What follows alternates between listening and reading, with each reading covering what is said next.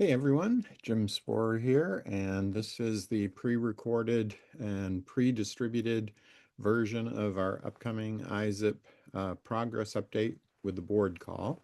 And let's get right into it because this is supposed to be short and help you prepare. You'll get a link to these slides. You'll get this recording, and this will help you prepare for the progress update with board. We tend to, these days, want to just use that 1 hour progress call for people to get a chance to meet the board members and us to get to meet you and find out what's new. So it's much more of an open discussion format. So let's get into the slides. This is the agenda slide. You can see it's jam-packed to go through now in advance, not during the 1 hour that's coming up on June 24th. But we start with Haluk Demirkam, who's our president. He'll give the opening welcome and tell us a little bit about what we're going to cover today. The Haluk will also talk about the Horizons planning team, which is a group of self-selected folks who wanted to talk about the future possibilities for ISSIP and the work that they've done. We will also, Haluk has mentioned in the past and is part of the team that's working on the 4-fee credential program that there's more slides coming up about. This is a new program that ISSIP is rolling out. Now we get a message from Michele Carroll, who's our ISSIP Executive Director. So let me just let her explain this slide in her own terms. Hello, I'm Michele Carroll, ISSIP's Executive Director. And I'm going to walk you through our operational performance for the first half of 2026, which you see on the new in the first half line. The top row shows you end of year 2025, the total for these metrics. And then new in the first half, we had 75 more folks join us as members. So the new total members is 2,118. And we had, again, 3 times as many typically choose to follow us on LinkedIn, so that we now have 1,800 followers. And just running across this, you can read it. How many joined our private group on LinkedIn, engaged with us, speaking, writing, to earn credentials. The number of books, YouTube videos, slide shares, and blog posts is 37. Great, thank you, Michele. And here's Michele again with the next slide. I want to say, we looked at this slide before where we were looking at the program and the metrics within that program. And those were achieved by these leaders with the teams they've recruited or worked with and through to achieve results. Haroon Abbu in awards. Deb Satterfield with the AI Collab. Christine Ouyang, our current vice president and co-chair of the Strategy Council, who, and actually there's a perfect example. Christine has really recruited a support team in that role and processes that are documented and a platform for ambassadors specifically to use to create events and host series, which is why you can see the 3 series launched in the first half of this year on their own, leveraging those processes in the platform. Cecilia Lee launched her series, AI as a Service. Julie Cook did the servitization series, and Lou Freund and Jim Spohrer are doing a Mighty Shape forum for scientists, researchers, educators together sharing their work as a forum for, and that's going to be going on for learning and sharing their work. It's going to be going on all throughout this year.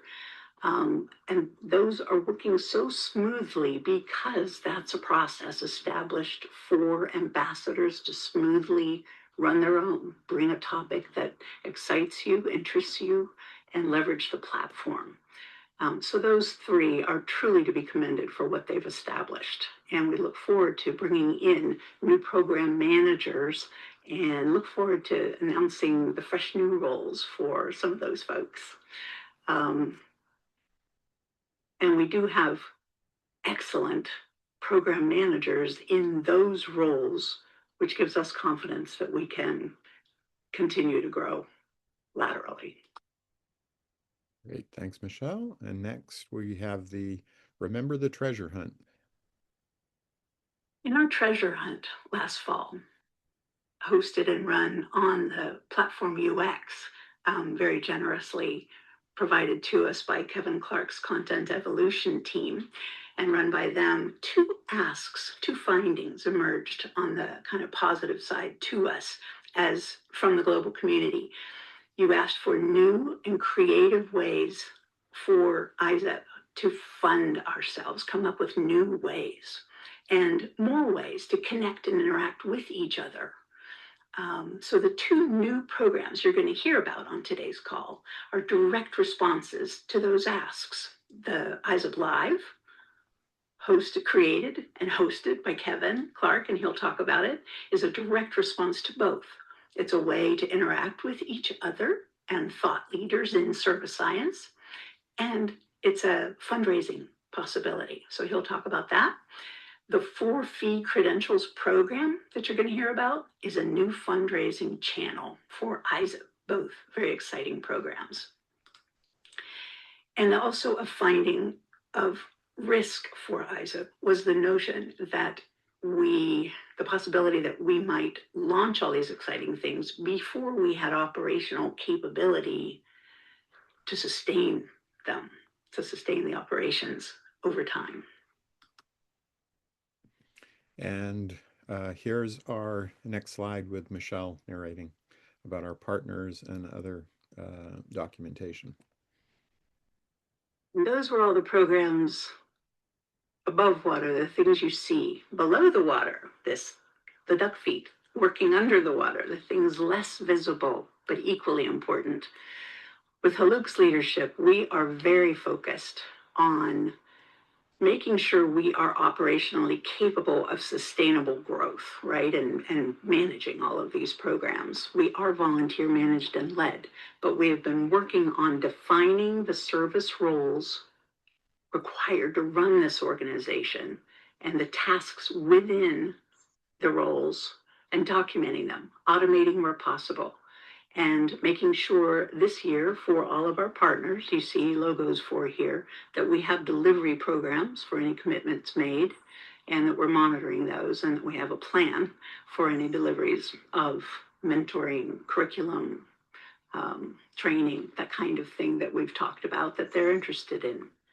So that's the kind of work going on. And we're working on developing, just as an ongoing thing, working on articulating the value we co-create with our partners, so that it's easier to tell our story and anyone can better tell our story, the value we co-create with our partners. And now And here's our calendar for full year 26. You see coming up in the second half are our VP elections. Be thinking about who you want to nominate. Self-nominations welcome. ISSIP Live, launched in May, will continue every month with a break in August and December.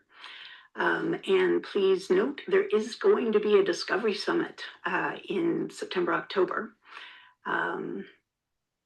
If you have an event that you're interested in getting announced and promoted, send the info to editor@issip.org. That's how it gets started. Announced in the news, and you send your info there. Also, there's going to be a new Mighty Me rollout planned in the fall. So thanks very much. Great. And I'll emphasize that new Mighty Me program that's going to be rolled out in the fall for your T-shaped development, as well as the upcoming VP nomination election that Michele mentioned. And thank you, Michele, for those slides. You put a lot of work into those and creating those videos, and I like that duck above water, below water. There's always a lot going on. Christine Ouyang is our vice president, and she's been working hard on the fall 2026 Discovery Summit that's coming up, as well as running the Strategy Council to get ideas. If you look over here, this is the survey. It's still live, and when you get the link to this presentation, you can click on it and add your voice. But you can see the big one here is future of work in the AI era, future of skills in the AI era, and AI ethics, trust, and compliance. No surprise there that AI dominates our hot topics discussion for the Discovery Summit that's being planned. Also noteworthy on this slide is the call for Ambassador Program Manager. Christine has done a fantastic job over the years, but she's Vice President and be President next year. So that role is opening up for people who've really proven their ability to network with all of the ambassadors, and we're looking for a strong following leader to fill Christine's huge shoes in that program. So if you're interested, contact Christine. Everyone in the ISSIP community, basically, we're open to anyone 18 years of age or older who has agreed to our code of conduct, which is a part of our handbook. On the ISSIP website, issip.org, at the bottom of the page, there's links to the handbook and the code of conduct and all the other basic material about the nonprofit. You can see the code of conduct is just 2 pages. You can almost read it on this slide. So please, if you haven't already and you're a participant in this community, do read this. This is a requirement to be part of the community and participate in the events and all the other programs that you've read and agreed to the code of conduct. And basically it says we try to be very nice to each other.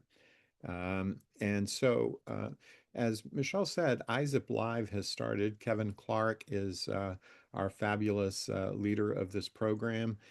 He has already made 2 ISSIP Lives. He interviewed me for the ISSIP origin story. He interviewed Don Norman, who is written and world famous for his design awards and book, and Don's Design Award won the ISSIP Excellence this year in societal impact. But you can see there's more being planned, and the role of ISSIP Live aims to make service science come alive. And about once a month, there'll be an ISSIP Live. The first half hour of the 1 hour thing will be an interview with someone, and the second will be open discussion.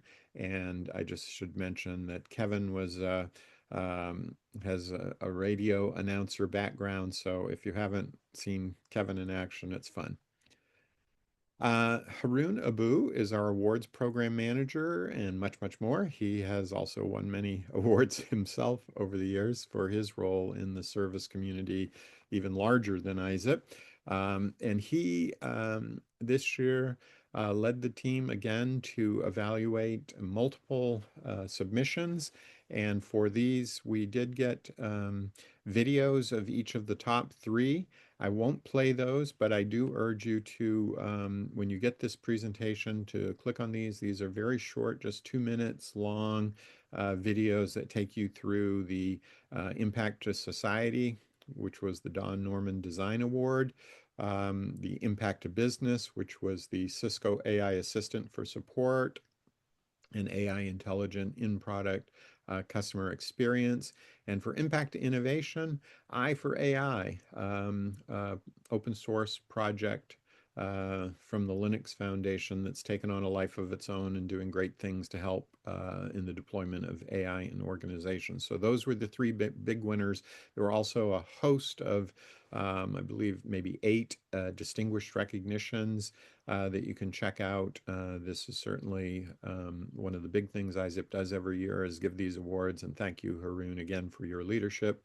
And I want to thank the judges who put in the time to review all the nominations and score them. Thank you all very much. Quarterly welcomes continue. In fact, I believe there's one coming up on, yes, July 8th that folks can register for. We set up a calendar invitation for all the people who have newly registered at ISSIP, and we just take them through the basics of ISSIP so they feel welcomed. And it seems to be working. So the people who attend say, ISSIP makes me feel really welcomed. So we thank Vaishali Main, who leads our quarterly welcomes, Give, Get, Grow. She also has a book on Give, Get, Grow and online community developments in our ISIP Business Expert Press series. You can find all the link to all the past recordings and get to know some of the participants who have joined these quarterly welcomes. Thank you again, Vishali, for that. For AI CoLab, this is the list since 2023 of some of the mentoring with San Jose State University, Penn State University, University of Washington, Tacoma, California State Long Beach. There's been a progressive series of using AI by student teams at multiple universities to build more and more of the capability that we want to see in ISIP as ISIP becomes more automated and AI powered to help our many volunteers. And this last event, 2026 spring, definitely check out the student CEOs. They did a fantastic job managing multiple AI digital workers, coming up with startup ideas to help industry academic collaboration. Really great work by the teams. Some of the pictures there may be too small to see, but they did a fantastic job, and you can learn more by going out to the ISIP news blog post. Stay tuned for more on that's coming up. Frank Mellis of Smart Bio. He's a past Excellence Award winner. He's put a lot of effort into building the ISIP Student Innovation Awards program, recognition program. There's already some results from this, but much, much more is in the works by Frank and the team. So keep your eyes open for that. Julie Cook from Australia, one of our new ISIP ambassadors, has created a resources servitization series. If you're not familiar with servitization, many product companies are shifting over to service offerings, and Julie's exploring that with some of the leading thinkers on that topic. Cecilia Lee has started the AI as a Service speaker series. Thank you, Cecilia. Dinesh, you have done a fantastic job with a quick start guide for ISIP ambassadors and shared that on our ISIP LinkedIn. So thank you so much. That's the kind of effort I love to see where new people in ISIP, new volunteers who become ambassadors start just doing little things around the community to make it easier for the next person that comes into a role to get started more quickly. So thanks again, Dinesh. Terry Griffith, one of our ISIP past presidents, has sent out a reminder recently about the upcoming HICS in January in Hawaii, the Practitioner Research Insights. They need some reviewers, but that's a conference mini track that ISIP participants, especially from industry, are encouraged to take part in every year. Christine Leitner, Deb Satterfield, Clara Bassano are leading the next AHFE Human Side of Service Engineering Conference in Turkey. And Marcus Varg has a session on translational service research and design methodologies. Best papers will be coming out of some of these things, and that'll be posted to the ISIP website. Again, thank you to all of those hardworking ISIP volunteers who create these conference sessions, who run Best Paper Awards programs, so especially giving recognition to our upcoming students population and our industry academic collaborators. And there's a lot more going on. I don't have time to list them all here, but many of them are in the ISIP newsletter of the additional things that I could have mentioned on this page.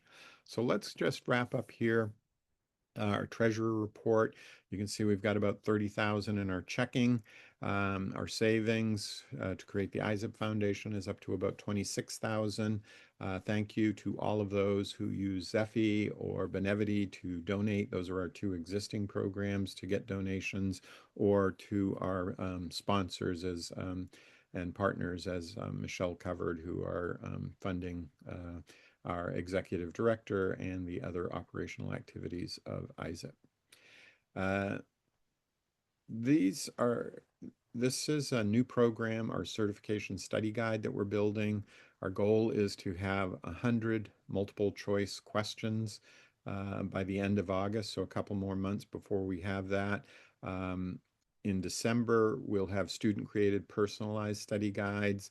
January, we hope to pilot this. It'll cost about $100 to get a study guide personalized for you and $500 to have an evaluator then evaluate you. But you will earn an ISSIP certification. And when the request for study guides arrives, we've got these multiple steps here, build a study guide, build a curriculum, and build credentials. And I want to thank Christine Ouyang especially. She's been driving a lot of activity here, Sechan, and of course, Antonio Perez, also doing fantastic work helping move this forward, and others as well, but those are the key people. If you're interested in this, we do meet the third Wednesday of every month, and there's a registration link that you can get involved. As I wrap up here, one of the things we like to do in the progress update is give you a chance to meet the board members. And we thought it would be fun this time around to see a multiple choice question from each of the board members. And I'm not going to go through each of these, but test your knowledge. Of course, we do give the correct answer down here. One of the things that's going to be kind of unique about our study guide, this is a great question from Sunil, who's been on our board since 2015, is that when people think they've got a better answer than the one we provide is the best, we're going to encourage them to come up with good arguments as to why there might be a context in which there's a better answer. So we always look for T-shaped adaptive innovators in our community and who can bring other perspectives. Amar was our founding president, and he's been on the board since 2019. He was founding president in 2012, 2013. Here's his question, again related to AI. Yasi Mogadan, our executive director in 2012 for 10 years, and then she joined the board in 2022. And here's her question. Annie Hardy, Cisco, has been on the board since 2023, and her question again relates to AI. Varner has been on the board since 2023. Actually, Annie and Varner joined at the same time, also from Cisco. And his question is here. Jens Neuhutler from Fraunhofer in Germany, the newest, one of our two newest board members. And here's his question. And Jeffrey Borick from IBM is got his question here. He's also from 2026. Well, that is our quick review. You will get these slides in advance. You will get this recording in advance to prepare. And when we actually have the progress update with the board, we'll make it just as much interaction of the people who are on the call and get that recording posted as well for people who can't be on the live meeting. And as always, if you have any questions, please contact Michele Carroll at michele@issip.org, our executive director. And with that, I'm going to stop the recording.